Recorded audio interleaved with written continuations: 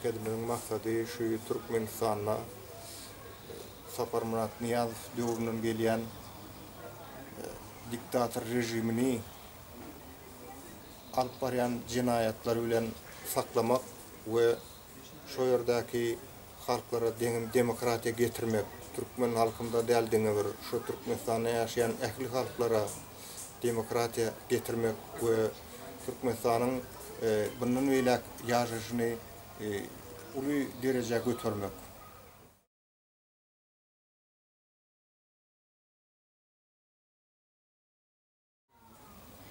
Bu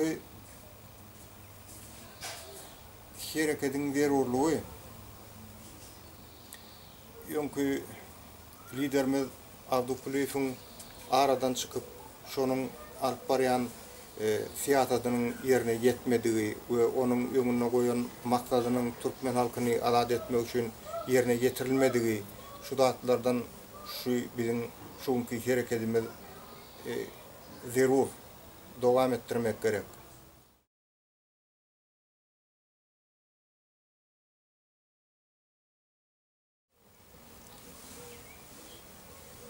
Bizim hereketimizin tapawutlanýan tarapy beýleki daşar ýurtdaky Türkmen opozisiýalary bilen deňeşdirende bu bir adamyň goýan ýoly Abdukuliýewiň biz şonu dowam etýäs. Biz öz başdak tapawutlanjak bolup partiýa döredemiz.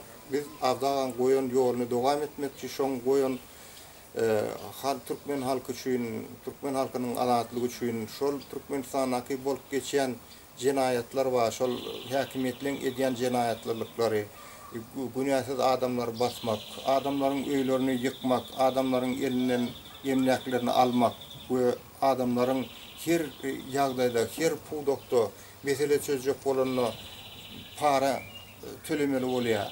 Hiç adam arkaýyn ýaşap bilen